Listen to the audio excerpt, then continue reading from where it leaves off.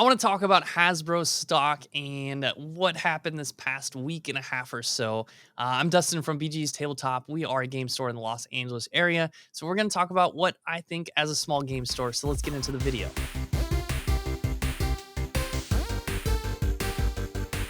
A couple things before we get started. One, this is not financial advice whatsoever. I feel like I have to kind of put that out as a disclaimer.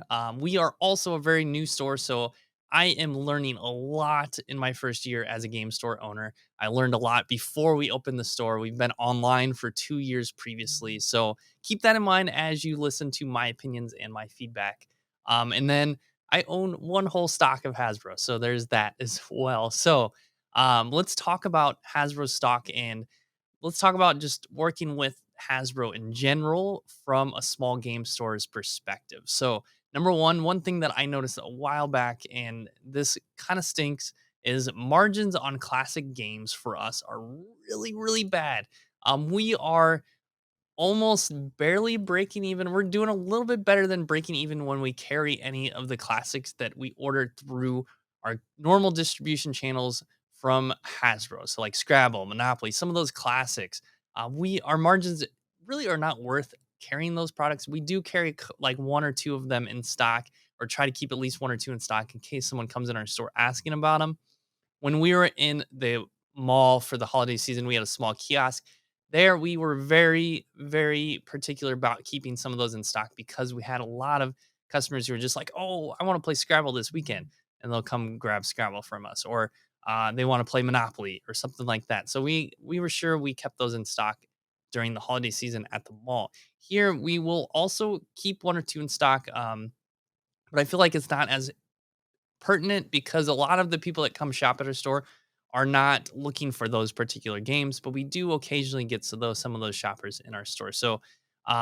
We try to keep one or two of those in stock. It does stink. The margins are pretty poor on those. They're kind of one of our lowest margin things. However, we did find this awesome publisher that we can also order through them called Winning Moves, and they've worked with Hasbro to offer some of their properties. So they create or remanufacture some of the classics, some of the Hasbro classics. So their margins are actually a little bit better through our distributors. So that's another option we have to take. They're not always in stock. I think it's a little bit harder to get some of those in stock through this manufacturer. Whereas Hasbro, they have loads of monopolies in stock. They probably are nonstop manufacturing that game. Um, so there's that aspect of Hasbro.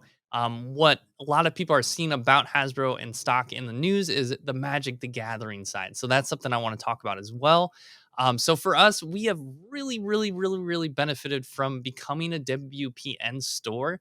That's something that's really cool that Wizards of the Coast offers as a retailer. They do some really awesome stuff.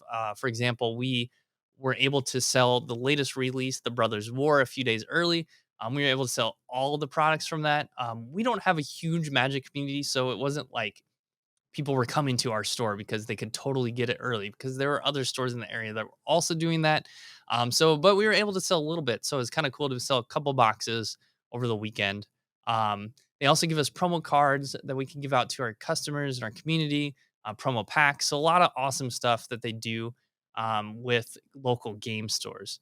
Um, However, there have been some challenges or issues from other game stores and kind of from us as well. And that's we got stuck with product not so bad, not as bad as other game stores that probably are out there that where Magic's kind of their bread and butter.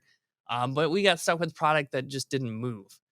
Particularly one product are the Jumpstart boosters. Those I think those are a really cool product. I think they just are not executed as well as they maybe could have been because they're really great for new players to Magic, not so great for players who've been playing Magic for a long time.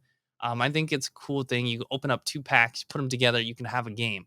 Um, we tried to do some stuff over the weekend, like you can come in anytime over the weekend to play, and the winner gets a promo pack. So offering things like that to kind of incentivize people to come play at our events and use that jumpstart booster packs. We only had one group come in. Again, we're not a big Magic stores, so like it's not like the end of the world if we don't get people coming in for that stuff. But it is one product that like trying to think of how we can leverage it a little bit better just as a store for ourselves.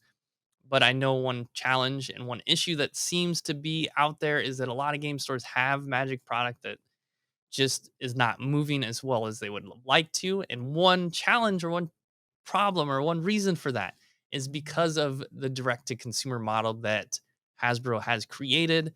Another issue or challenge for that is that they're creating or releasing a lot of products.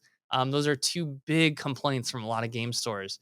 Uh, for me, luckily, again, we're not a huge Magic store, so we did not overorder a lot of stuff. We do have a bit that we will like to move eventually, but enough to where we can stretch it out, and we're fine stretching it out at the price point that is retail price, quote unquote retail price for Wizards of the Coast products, for Magic products. Um, but with that said, ever since we've started carrying Magic, a lot of times, regularly, booster boxes are sold for a loss on websites like TCG Player or other big box retailers like Amazon. For me, I can't quite understand how some stores can get away with that. But I did watch a video from Cardinal Gaming. So Mason at Cardinal Gaming kind of did some digging on the idea of a game store called Card Shop Live and the whole conglomeration of TCG Player, eBay, Card Shop Live, and how they're able to kind of sell some booster boxes. And he looked at even specifically the new set, The Brothers War, at it would be for at a loss for me. If I was selling for that price, even incorporating fees, I would be losing money. Um, so that's kind of been a challenge because booster boxes aren't really our best margins. We love to have them because I know players love to get a whole booster box and crack open some packs. So that's super exciting. And we are again something that WPN does for game stores that's awesome is we have some buy a box promos. So that's one way that people can come in and support their game store through that. So that's kind of all I wanted to talk about. If we like this video, let me know. Leave a comment. I might start releasing more videos along this line, kind of discussing the macroeconomics of running a game store or the whole industry as a whole, like some news out there. Let me know, leave a comment. And if you're new to the channel, please subscribe. We can use the subscribers. We're trying to get to 1,000 subscribers. All right. So we'll see you next time.